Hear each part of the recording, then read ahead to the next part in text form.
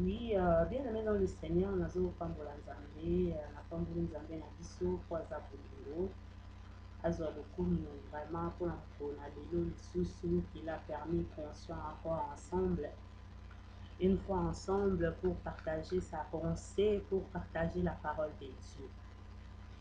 Comme je vous dis toujours que si vous serez nombreux ou vous serez là pour m'écouter, c'est par rapport à la parole que Dieu a mis en moi. Si peut-être ce n'était pas à cause de la parole, je ne serais pas au milieu de vous ou je ne serais pas dans vos maisons pour écouter vous parler ou vous ne serez pas disponible pour m'écouter.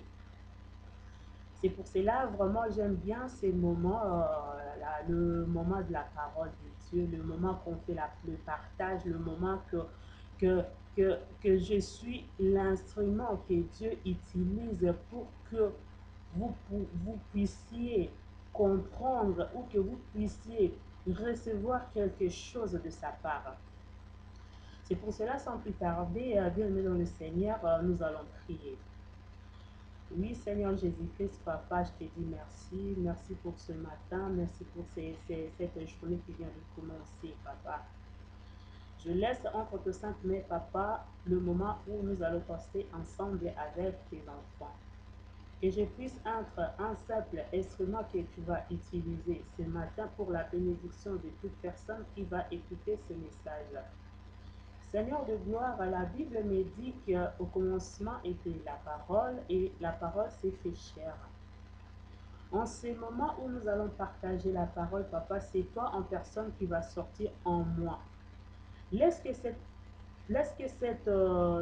ces moments-là soient agréables, soit un moment vraiment de bénédiction, soit un moment que toute personne qui va m'écouter sera bénie.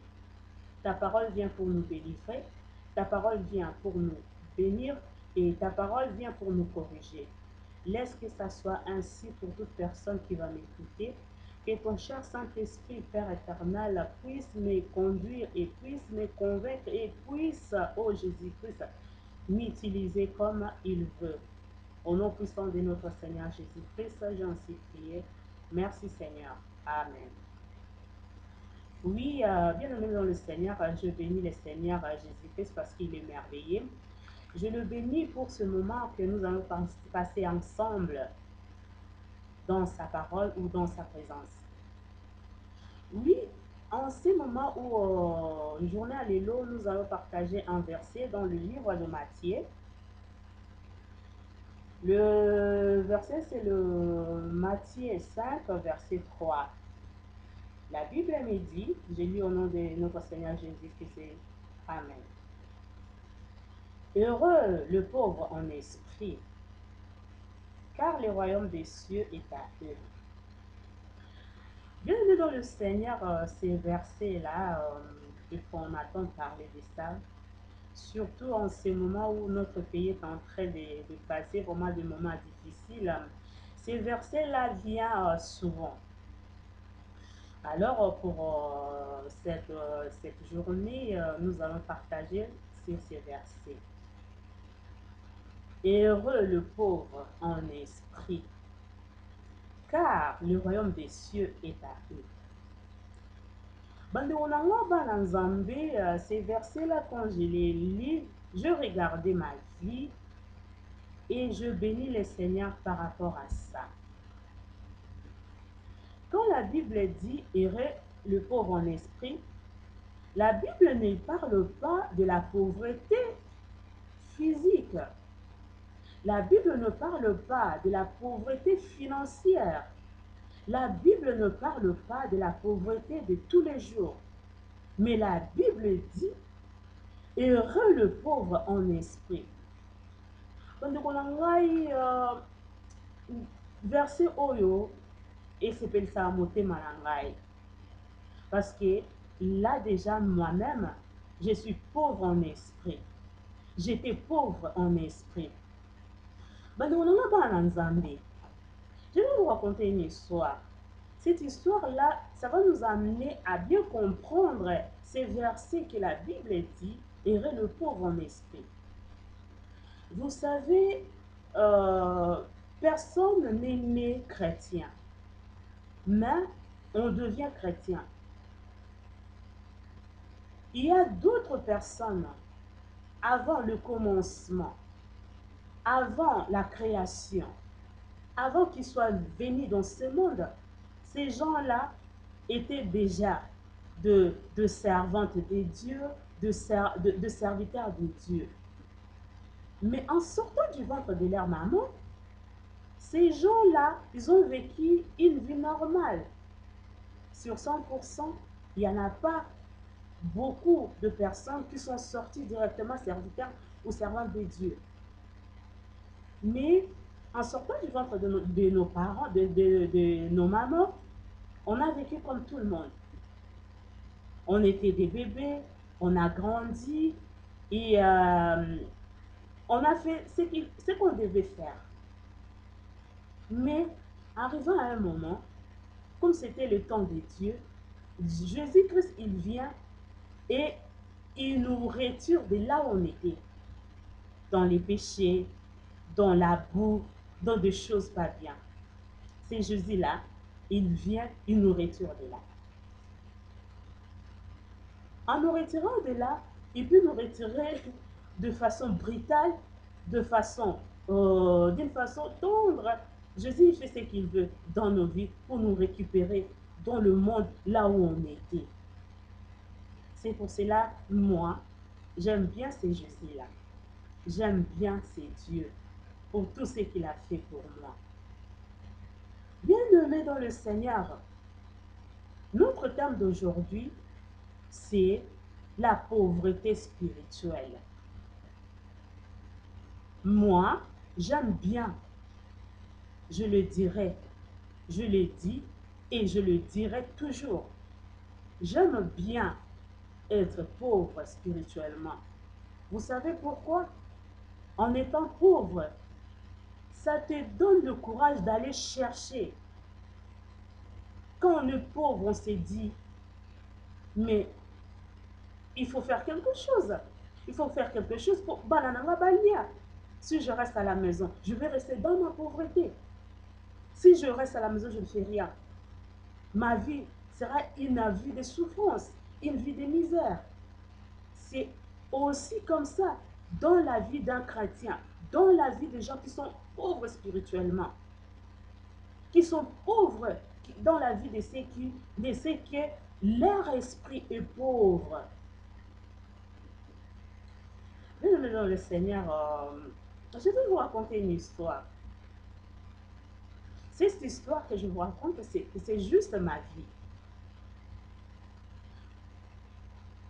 Comme vous savez, on est tous des Africains, je suis congolaise. Quand j'ai quitté ma famille, quand j'ai quitté mon pays pour venir ici en Europe, en arrivant ici, quelques temps après, c'était en 2002, je me suis racontée avec mon mari, le passé à papillon. Mais écoutez ce que j'ai vécu dans ma vie. Je bénis le Seigneur Jésus-Christ pour ce que je suis aujourd'hui. C'est sa grâce. C'est parce que j'étais pauvre en esprit. Je suis allée le chercher et je l'ai trouvé. Il a fait de moi ce que je suis aujourd'hui. Vous savez, bien aimé dans le Seigneur, quand j'étais au pays, je priais. J'allais à l'église. Mais je ne connaissais pas le Seigneur Jésus-Christ que je connais aujourd'hui. Quand je suis arrivée, je me suis racontée avec mon mari, le pasteur Papilumbo, comme ma vie antérieure, ma vie passée n'était pas une bonne vie. Jésus, qu'est-ce qu'il a voulu faire de moi? Il a voulu me façonner. Il a changé ma vie. Il a, qu'est-ce que je peux dire? Il a troublé ma vie pour que, à comme ça, ce que je suis aujourd'hui. Donc, j'étais une vase sans valeur. J'étais de la boue. Dieu merci, je me suis raconté avec le Seigneur Jésus-Christ. Il a pris il a pris la boue que j'étais, il a formé, il a donné une forme. C'est cette forme que je suis aujourd'hui. C'est cette forme que je suis aujourd'hui. Qu'il soit béni. Qu'il soit béni, c'est Jésus-là. Quand je rencontrais mon mari, on avait, c'était pas une grande église, mais il y avait quand même de membres, beaucoup quand même, de membres dans l'église. On avait une grande salle. Avant déjà, j'ai trouvé, on avait une petite salle avec beaucoup de membres. Et quand toutes ces personnes étaient à l'église, la salle était petite. Quand je suis venue à l'église. Quand je suis venue à l'église, la puissance de la parole. Après, je me suis, quand mon mari m'a proposé, le pasteur m'a proposé, et on s'est mariés. C'est là où Jésus-Christ a commencé à agir en moi. Vous savez comment? J'étais pauvre en esprit. Je ne pouvais pas, moi, je ne pouvais pas être à côté d'un homme de Dieu comme le pasteur Papi Lumbu en étant comme j'étais.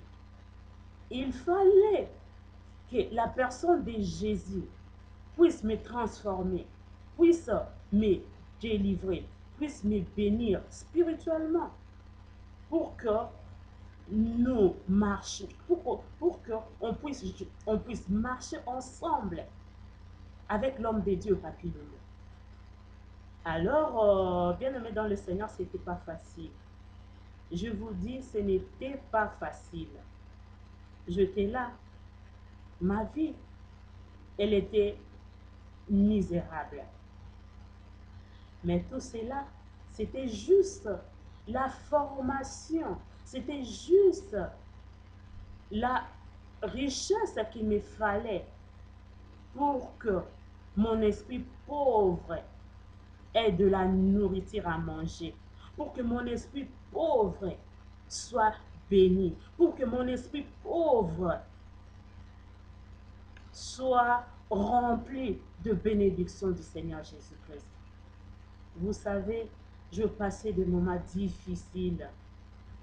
Et aujourd'hui même, je me dis encore que la souffrance de mon mari, les difficultés que mon mari traverse dans le ministère, moi je me dis, tout ça là, c'est toujours ma formation. C'est toujours le recherche que je peux faire pour que mon esprit, l'esprit à moi, ne soit plus pauvre, bien-aimé. On s'est mariés. Vous savez, c'était pas facile. Après le mariage, l'église était pleine. Mais quelques membres de l'église sont partis. Ils avaient leurs raisons. Ils étaient partis. C'est comme Lot aussi. Abraham était séparé avec Lot. C'est normal. Ce sont des choses qui arrivent depuis l'éternité. Depuis toujours, pardon. Depuis que Dieu a créé ce monde, il y a toujours des séparations. Alors,